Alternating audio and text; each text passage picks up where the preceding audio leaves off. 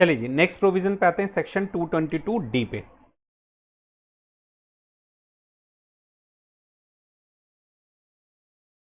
Distribution on reduction of share capital. Any distribution to its shareholder equity by a company on the reduction of its capital to the extent to which the company possesses accumulated profit whether capitalized or not. यहाँ पे देखिए लिखे share holder equity, क्योंकि generally क्या होता है reduction वगैरह equity share capital में होता है। देखिए प्रेफरेंस शेयर्स आपको पता है बहुत रेयर इशू होते हैं और उनका फिर रिडेम्पशन होना या उनका रिडक्शन होना इट्स वो भी बहुत ज्यादा रेयर है। तो प्रोविजन जो बने जो जनरली होती हैं चीजें, तो इसलिए यहाँ पे इक्विटी वर्ड को बात करी गई है। और यहाँ पे एक आप एक्सेप्शन भी पढ़ेंगे कि एनी डिस्ट्रीब्यूशन, पहला पॉइंट देख लेंगे, any distribution made in accordance with clause C और क्लॉज डी, मतलब सेक्शन 220 लिक्विडेशन वाला और रिडक्शन ऑफ शेयर कैपिटल का, above in respect of any share issued for full cash consideration and the holder of such share is not entitled to participate in the surplus fund in the event of liquidation। मतलब सी और D में कौन से share holder की बात कर रहे हैं हम? Respect of any share issued for full cash consideration and the holder of such share is not entitled to participate, that is preference shareholder। भाई उनको ही सरप्लस में पार्टिसिपेट करने का कोई मौका नहीं दिया जाता लिक्विडेशन के टाइम में। और यही बात इसी तरह से रिडक्शन भी शेयर कैपिटल का रिडक्शन में जनरली प्रेफरेंस में नहीं होता है। तो हम इसलिए मोटा मोटी बात करते हैं इक्विटी शेयर होल्डर, क्योंकि प्रोविजन भी इक्विटी शेयर होल्डर से रिलेटेड ही है। और इस एक्सेप्शन में क्लॉज सी और डी दोनों में ही प्रेफरेंस शेयर होल्डर को एक्सक्लूड करती है। अब बात यह हो रही है कि कंपनी का रिडक्शन, कंपनी अपनी शेयर कैपिटल रिड्यूस करती है, उसको अगर लगता है कि भैया ज़्यादा शेयर कैपिटल इशू हो रही है, ज़्यादा डिविडेंड देना पड़ रहा है, ज़्यादा शेयर होल्डिंग बाहर है, तो कंपनी अपना रिडक्शन कर लेती है। कौन सी बड़ी बात है। सेक्शन 222D में हम देख रहे हैं, बैलेंस शीट है, मान लीजिए यह है इक्विटी शेयर कैपिटल 2 लाख रुपए की,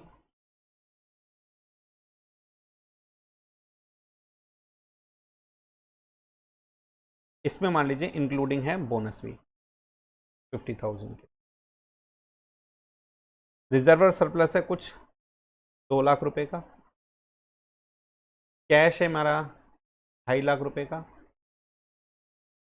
और मेरा ये P&L का डेबिट बैलेंस है 1.5 लाख रुपए का। ठीक है, 2 3 4, अच्छा 2 और 2 4, ठीक है, ये बोनस इसके अंदर इंक्लूडिंग है।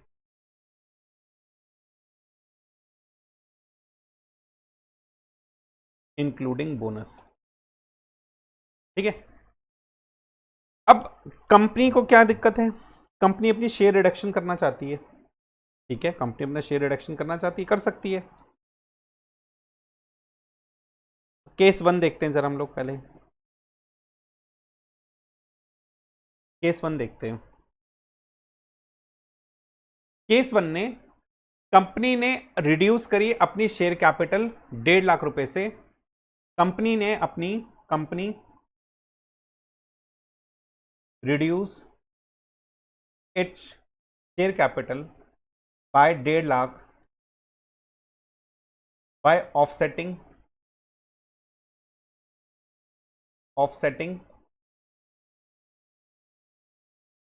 Against the debit balance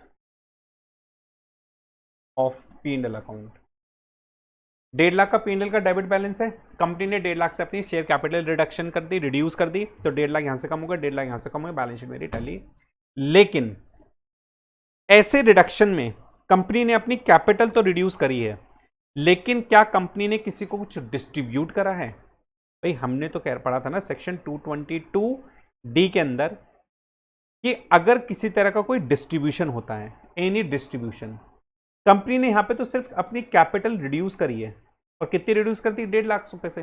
1.5 lakh का P&L का डेबिट बैलेंस था, उसने अपने उतनी कैपिटल रिड्यूस कर दी, 1.5 लाख से कम कैपिटल खत्म कर दी। तो यहां पर ना कोई डिस्ट्रीब्यूशन नहीं है किसी तरह का कंपनी का। देखिए शेयर कैपिटल का रिडक्शन होना डीम्ड डिविडेंड नहीं है, शेयर कैपिटल के रिडक्शन पे कुछ डिस्ट्रीब्यूट होना शेयर होल्डर को, वो मेरा डीम्ड डिविडेंड है। तो इस वाले केस में no deemed dividend, no deemed dividend as company do not distribute anything? No deemed dividend as company do not distribute anything. Case 2 देखते हैं।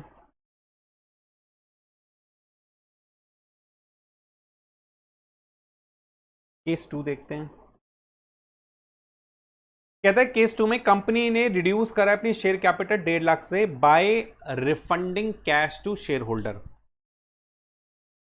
कंपनी ने रिड्यूस करी अपनी share capital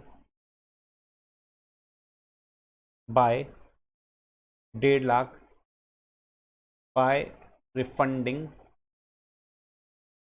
cash to share holder. ठीक है, पहले वाले केस में रिडक्शन करा है कैपिटल का, लेकिन कुछ डिस्ट्रीब्यूट नहीं करा। अब इस वाले केस में उन्होंने 1.5 लाख रुपए से कैपिटल रिड्यूस करी है, और क्यों, किस तरीके से? शेयर होल्डर को कैश रिफंड कराए। कैश रिफंड कराए, कुछ भी डिस्ट्रीब्यूट करा, असेट डिस्ट्रीब्यूट करे तो मार्केट वैल्यू लेते हैं, यहां पर उन्होंने कैश रिफंड कर दिया। तो क्या यहां पर डीम डिविडेंड का कॉन्सेप्ट लगेगा? क्या यहां पर डीम डिविडेंड का कॉन्सेप्ट लगेगा? हाँ सर, डीम डिविडेंड का सेक्शन लगेगा, सेक्शन 222D, क्योंकि रिडक्शन भी हुआ है और डिस्ट्रीब्यूट भी हुआ है। कितना होगा? To the extent of accumulated profit. हमारे एक्यूमुलेटेड प्रॉफिट कितने हैं? अब हमें यहां पे पहले एक्यूमुलेटेड प्रॉफिट देखने पड़ेंगे। प्रॉफिट कितने हैं? देखिए, मेरे पास रिजर्व और सरप्लस है 2 लाख का, रिजर्व और सरप्लस है 2 लाख का, प्लस 50,000 के बोनस शेयर भी हैं जो शेयर कैपिटल में मर्ज हैं। मतलब अब मैंने एक अलग करके नहीं दिखा, एक में दिखा इंक्लूडिंग बोनस शेयर मैंने लिखा था, 50,000 के बोनस शेयर हैं, माइनस हमने यहां पर एक P&L का डेबिट बैलेंस ले रखा है। यहां पर हमने P&L का डेबिट बैलेंस ले रखा है, तो मुझे लेस करना पड़ेगा ना।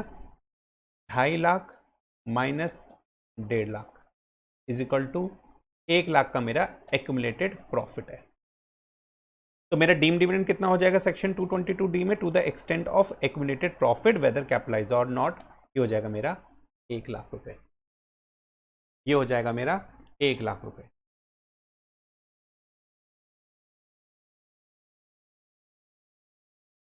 ठीक है, यहां पर हो जाएगा मेरा ये 1 लाख रुपए का डीम डिविडेंड। 1 लाख रुपए का हो जाएगा डीम्ड डिविडेंड। ठीक है जी, तो कंपनी ने अपना जो है कैपिटल रिड्यूस करी है 1.5 लाख रुपए से, और शेयर होल्डर को कैश रिफंड करा है।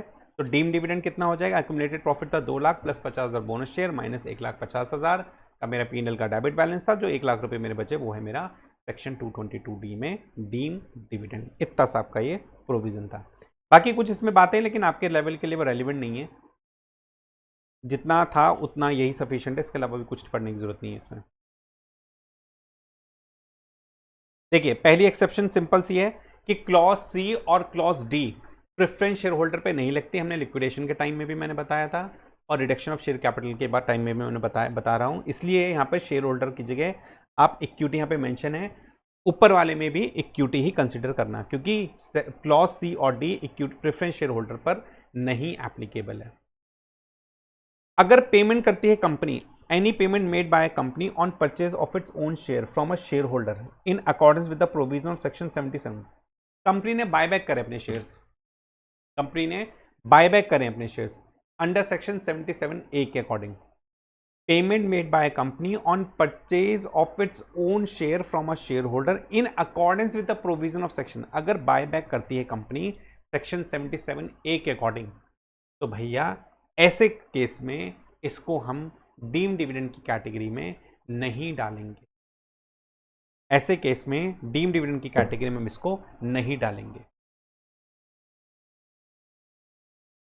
ठीक है, देखिए, रिडक्शन होना, कैपिटल का रिडक्शन करना है, शेयर कैपिटल को रिड्यूस करना, लेकिन बायबैक का मतलब होता है कि मार्केट से कंपनी अपने शेयर्स को खरीद ले ताकि शेयर होल्डिंग वो अपनी बढ़ा सके। That is the difference between the buyback and the share reduction.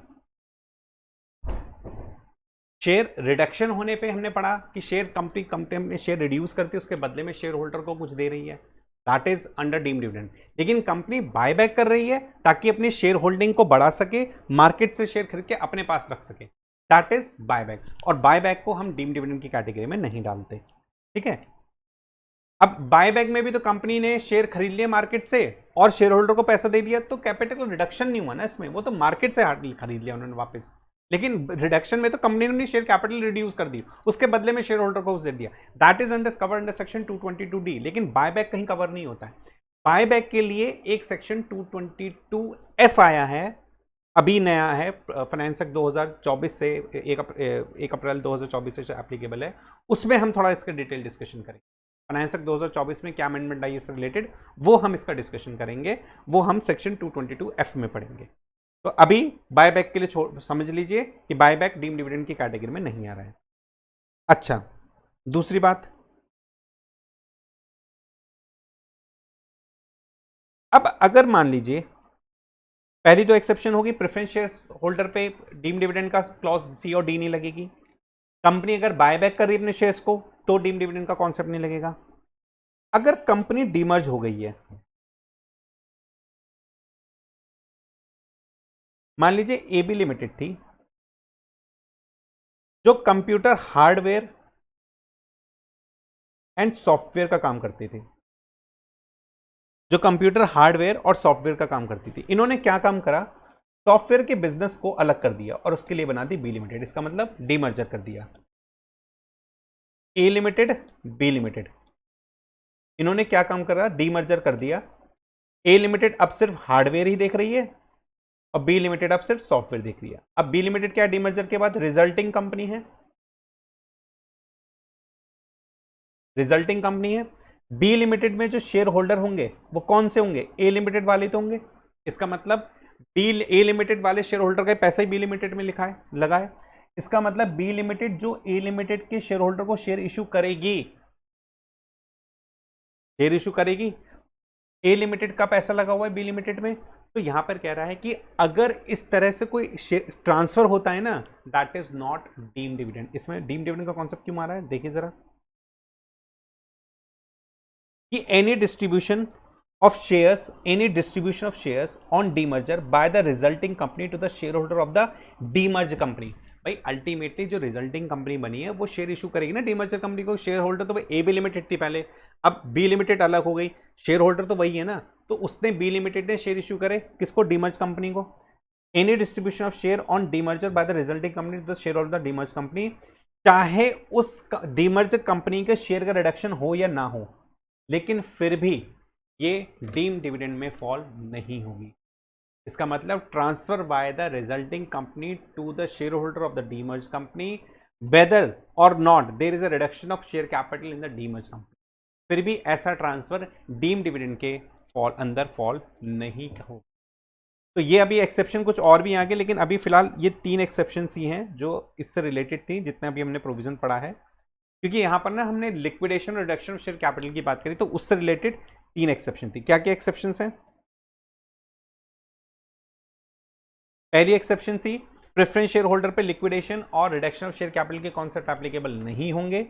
दूसरी थी कंपनी अगर बायबैक करती है अपने ओन शेयर्स पे तो वो डीम डिविडेंड का कॉन्सेप्ट नहीं फॉलो होगा।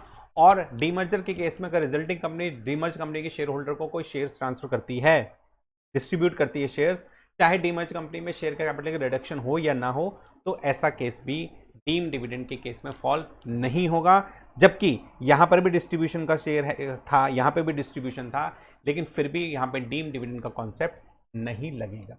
ठीक है, तो अभी तक थी हमारी इतनी बात। अब हम जो अगला पॉइंट है, loan advances to certain share holder concern, ये आता है सेक्शन 222E और ये इंपॉर्टेंट भी है। 222E ये इंपॉर्टेंट भी है। जब भी हम डीम डिविडेंड के बारे में बात करते हैं तो सेक्शन 222E ही ज्यादा दिमाग में आता है। इसको अब हम पढ़ेंगे अगले क्लास में। चलिए तब तक थैंक यू।